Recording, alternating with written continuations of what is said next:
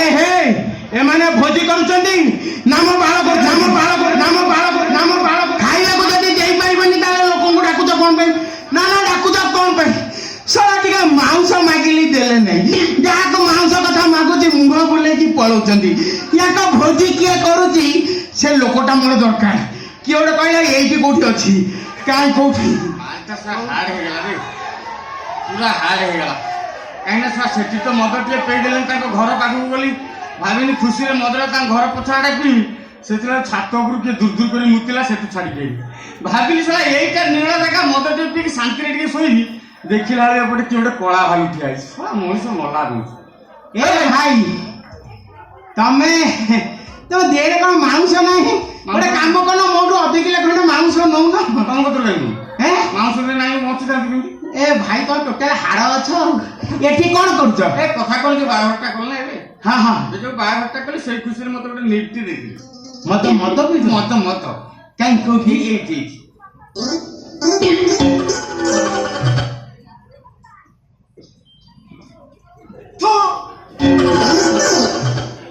Royal green ତମକୁ ଦେଇଛନ୍ତି? ହଁ କଣ? ଆରେ ସେପଟେ 100 ପାଇପର ଜାନସନ ବ୍ଲାକ ଡଗ୍ ଉଡ଼ିଲାଣି, ତମକୁ ରୟାଲ ଗ୍ରୀନ ଦେଲା କିଏ?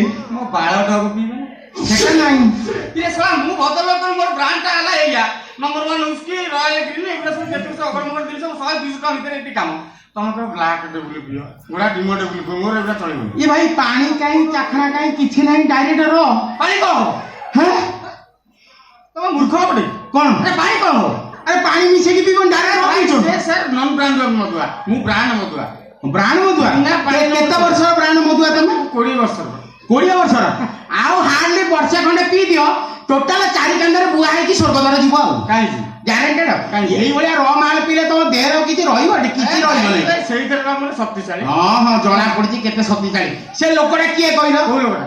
ତାକୁ ଟିକେ ମାଉଁସ ମାଗିଲି ଦେଲାନି, ମୁହଁ ବୁଲେଇକି ପଳେଇଲା। ମାଉଁସ ଦେଲାନି? ନା ପିସା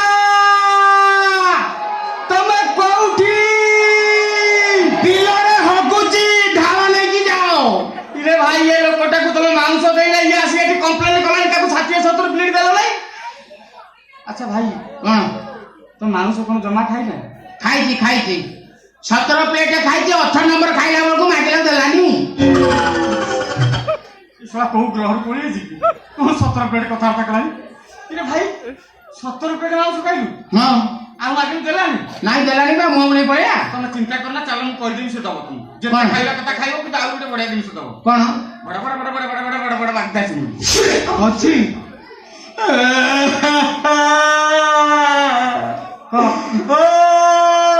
କି ଦୁଃଖ! 17 ପ୍ଲେଟ ଖାଲି ଫେର ଦୁଃଖ କଣ? ଦେଲାନି। କଣ ଦେଲାନି? ବଡ ବାଗା ଚିଙ୍ଗୁଡି। ନା ମୁଁ ଚିନ୍ତା କଲି ସେ ତମ ଛାଞ୍ଚ ଦେଖି ଚିହ୍ନି ପାରିନି। ନାଇଁ ଚିହ୍ନିଲା, ଦେଲା, ମୁଁ ଖାଇଛି, ନିନ୍ଦିବି କାହିଁକି? 15 ପ୍ଲେଟ ଖାଇଛି, 16 ନମ୍ବର ପ୍ଲେଟ ମାଗିଲା ବେଳକୁ ଦେଲା ନାହିଁ। ଠିକ ସେ ଖାଉଥିବେ, ତା ଦେହରୁ 15 ପ୍ଲେଟ ଖାଇଲୁ, ଆଗରୁ 17 ପ୍ଲେଟ ଖାଇଲୁ। ଭାଇ ସେଟା ପେଟ ନା ମହାନଦୀ ଘାଟ ବେ? ମହାନଦୀ ଘାଟ ବୁଡିକି ପହଁରିବ କି? ବୁଢୀ ତା ଭିତରୁ ପଶି ମରିଯିବି, ଅନିଶ୍ୱାସୀ କୋଉଠି ବୁଢୀ ମରିଯିବ। ଆଉ ଗୋଟେ କାମ କର, ଆଉ ଗୋଟେ ଭଲ ଜିନିଷ ଲାଷ୍ଟ ଆଇଟମ ଖାଇ ଦେଇଥିଲେ। କଣ? ଯୋଉ ଛଣା ମାଛ ହେଇଥିଲା। ତମର ବୋଧେ ଭାକୁର ମାଛ କରିଛ? ତମେ ଠିକ ଜାଣିଛ।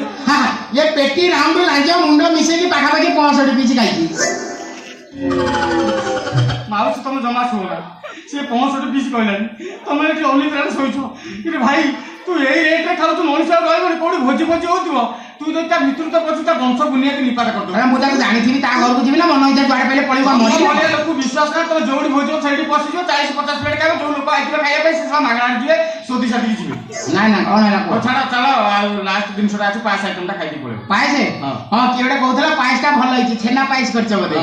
ଆଉ ଗଲା ବେଳକୁ 7 ବାଲ୍ଟି ଖଣ୍ଡେ ନହେଲେ ପିଇ ଦେଇକି ପଳେଇବି ଆଉ। ପିସା ଆଉ 10 ବାଲ୍ଟି ଖଣ୍ଡେ ପ୍ୟାକିଂ କରିଦେବ, ତା ଘରକୁ ପଡିଦେବ, ଅଟୋ ରିଜର୍ଭ କରି ବସିକି ଖାଇବ। ନାଇଁ ଘରୁ କାହିଁକି ନେଇକି ଯିବି? ମୋର ଘରେ କେହି ନାହାନ୍ତି, ମୁଁ ଏକା ଅଛି, କାଟିକି ନେଲେ ଗନ୍ଧ ହେଇଯିବ, ମୋର ଦରକାର ନାହିଁ।